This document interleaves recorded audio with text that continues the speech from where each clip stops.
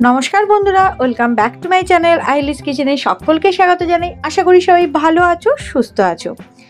আজকে তোমাদের বাঙালির চিরপরিচিত ভাজা মুগের ডাল তোমাদের সাথে শেয়ার করব। বাঙালির প্রতিটা ঘরেই এই রেসিপিটা হয়। তাহলে চলো প্রসেসটা শুরু করা যাক।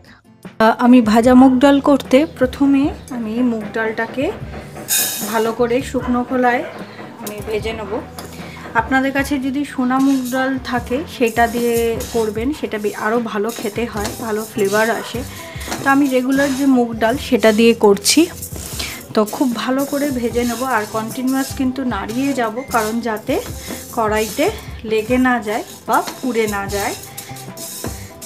এটা ভালো করে আমি নাড়িয়ে যাব। একটু ব্রাউনিশ কালার হবে ততক্ষণ আমাকে ভাজতে হবে। দেখবেন একটা সুন্দর গন্ধ বেরোচ্ছে মুগ ডাল ভাজা। এই শুকনো খোলায় আমি কিন্তু কোনো রকম তেল দিইনি, এই শুকনো খোলাতেই ভাজছি। এই শুকনো খোলায় ভেজে এই মুগ ডালটাকে করা হয় বলেই রেসিপিটাকে ভাজা মুগের ডাল বলা হয়। বাঙালির অত্যন্ত প্রিয় এটা। খুব ভালো করে আমি ভেজে নিচ্ছি। আমার মুগ ডালটা ভাজা হয়ে গেছে। এবার আমি এটাকে নামিয়ে ভালো করে ধুয়ে আমি প্রেসার কুকারে সেদ্ধ বসাবো। আপনারা চাইলে কড়াইতেও কিন্তু সেদ্ধ করতে পারেন। প্রেসার কুকারে বসালে টাইমটা একটু কম লাগে সেদ্ধ হতে। তো আমার এটা এবার ধুয়ে ভালো করে প্রেসার কুকারে সেদ্ধ বসাচ্ছি। আমি ভালো করে ধুয়ে প্রেসার কুকারে নিয়ে নিয়েছি। আর এখানে দেখুন ডালটা থেকে ঠিক এই 1 কড়ের মতো জল আমি বেশি নিয়েছি। খুব বেশি কিন্তু আমি জল নিইনি, কারণ তাহলে ছিটকে যেতে পারে। আর এই সময় কিন্তু আপনারা একটু আদা গ্রেট করে আর নুন হলুদ দিতে পারেন। আমি এমনি এটাকে সেদ্ধ করব।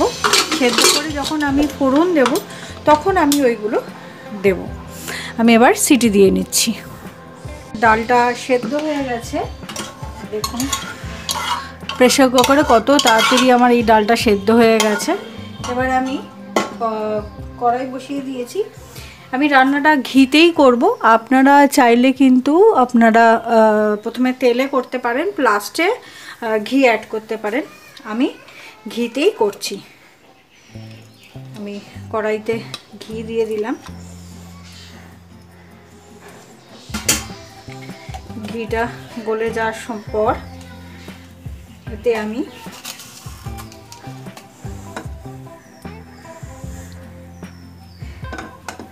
লাস্টে ঘি দিলেও কিন্তু ভালো লাগে, ফ্লেভারটা কিন্তু সত্যি খুব সুন্দর হয়।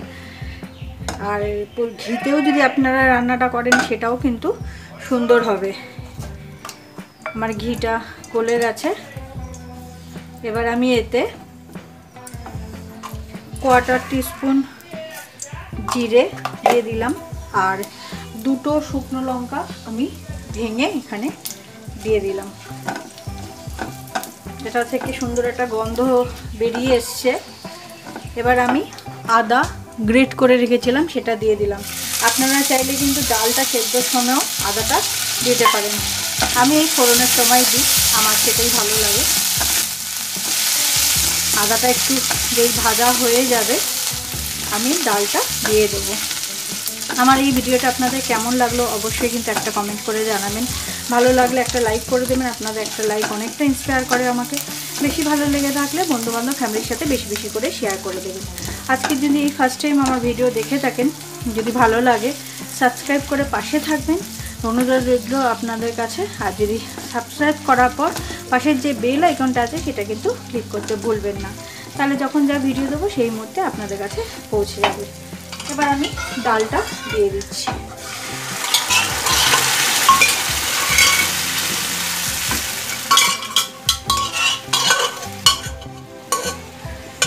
এই ডালটা দিয়ে যে প্রেসার কুকারে ওইটা দেখতে একটু ডাল লেগে আছে, ওটা মধ্যে একটু জল দিয়ে প্রয়োজন মতন যতটা আপনারা ঘন চান সেই মতন জলটা দিয়ে জলটাও এর মধ্যে দিয়ে দেবেন। এবার আপনারা এখানে স্বাদ অনুসারে নুন আর হলুদ অ্যাড করবেন। 1 টিস্পুন আমি নুন দিলাম। আর মুগ ডালে খুব বেশি হলুদ লাগে না, কোয়ার্টার টিস্পুনের মতন আমি হলুদ গুঁড়ো দিলাম। এটা একটু ফুটে উঠবে।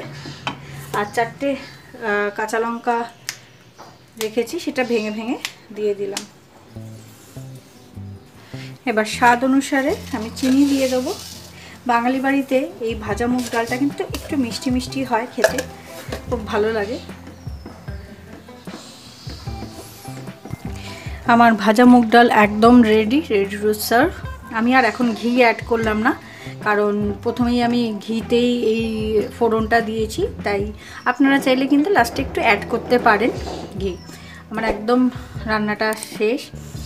তাহলে দেখা হচ্ছে নেক্সট ভিডিওতে। ততক্ষণ আপনারা ভালো থাকবেন, সুস্থ থাকবেন, সাবধানে থাকবেন।